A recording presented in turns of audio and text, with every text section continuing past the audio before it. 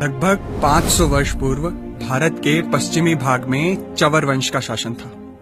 चवर वंश के राजाओं ने अफगानी हमलावरों का जमकर मुकाबला किया था। इसलिए दिल्ली का सुल्तान सिकंदर लोधी चवर वंश से नफरत करता था।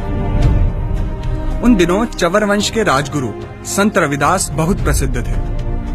उनसे प्रभावित होकर मेवाड़ के राजा महाराणा सांगा ने उन्हें अपना गुरु बनाकर मेवाड़ के राजगुरु की उपाधि दे दी थी। संत रविदास की बढ़ती प्रसिद्धि को देखकर सिकंदर लोधी ने सदना कसाई को संत रविदास के पास भेजा और कहा कि कैसे भी रविदास को मुस्लिम बनाओ। सदना कसाई ने जाकर रविदास से बहस की, पर उस बहस में वो हार गया और उनका शिष्य बन गया। इस घटना के बाद सिकंदर लोधी और अधिक चिढ़ गया। उसने संत रविदास और उनके अनेक अनुयायियों को बंदी बना लिया।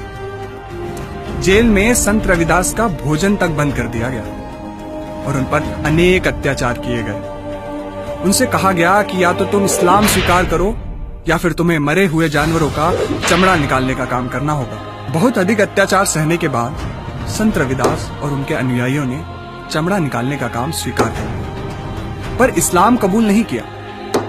इस घटना का उल्लेख रविदास रामायण में मिलता है। भारत में चमड़ा वर्जित था, परंतु इस्लामिक आक्रमणों के बाद यहाँ पर चमड़े पर काम करने वाले मजदूरों की जरूरत बहुत बढ़ गई। गांवों में लोगों पर यह दबाव बनाया जाने लगा कि या तो तुम इस्लाम स्वीकार करो या फिर मरे हुए जानवरों का चमड़ा निकालने का काम करो। इंग्लैंड के विद्वान प्रोफेसर शेरिंग ने अपनी किताब हिंदू ट्राइब्स एंड कास्ट में यह लिखा है, भारत में नीची जाति का कहलाने वाले ये लोग कोई और नहीं, वे वीर हैं जिन्होंने इस्लाम कबूल नहीं किया। कर्नल टॉड ने तो अपनी किताब में यहां तक कहा है कि भारत में चमार, भंगी जैसे शब्द ही इस्लामिक आक्रमणों के बाद आए।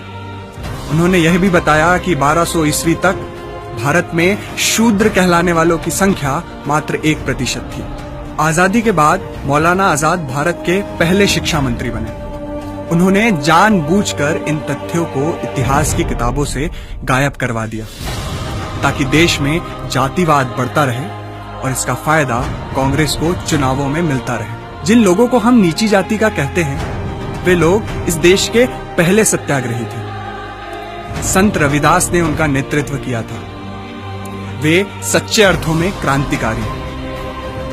भले ही उनके बलिदानों को इतिहास की किताबों से मिटा दिया गया, पर उनको हमारे दिलों से कभी नहीं मिटाया जा सकता, क्योंकि अगर संत रविदास झुक जाते तो शायद आज हम कुछ और होते, या शायद हम होते ही नहीं।